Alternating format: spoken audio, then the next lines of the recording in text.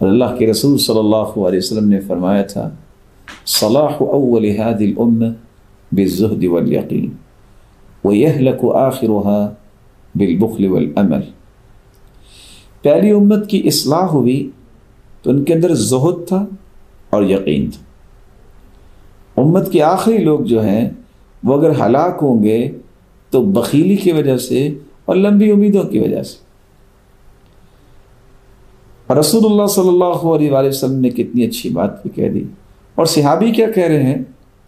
الصبر نصف الایمان والیقین الایمان کلہ.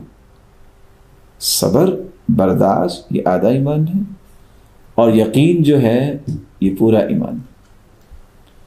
اس لیے تو یقین کو ایمان والوں کی بنیادی صفت بیان کیا گیا ہے. وَبِالْآخِرَةِ هُمْ يُوقِنُونَ. بلکہ یقین جو ہے یہ تو ایمان کے اضافے کا باعث ہے.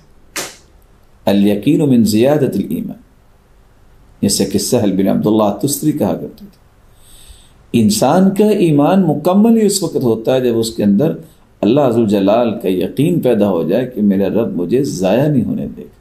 الیقین ملاک القلب. ابو بکر الوراق کہا کرتے تھے کہ دل کے اندر ایمان اس وقت جو ہے وہ جگہ بناتا ہے جب انسان کو اللہ پر یقین ہو جاتا ہے. محسنین کا بنیادی وصف بیان کیا گیا ہے.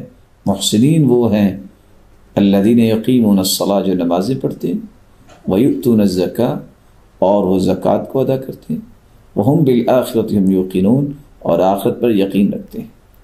اور آخرت پہ یقین رکھنے کا معنی ہے کہ ایک مالک ہے جس نے حساب لینا ہے، اس مالک پہ یقین رکھنا کہ وہ دنیا میں جو نیکیاں کرنے والا ہے اس کو ضائع نہیں کرتا، وہ کسی کے اعمال کی قدر کرتا ہے، اس کو ضائع نہیں ہونے دیتا.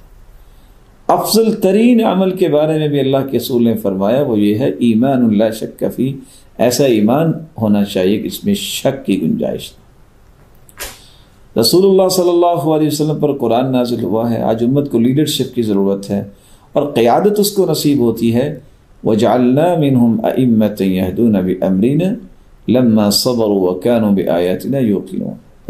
جن کے اندر صبر اور برداشت ہوتی ہے اور جو یقین رکھتے ہیں اللہ تعالیٰ قیادت انہیں نصیب کرتے ہیں. اور امام ابن تیمیہ رحمۃ اللہ علیہ اس لیے کہا کرتے تھے بالصبر والیقین تنال الامامۃ فی الدین.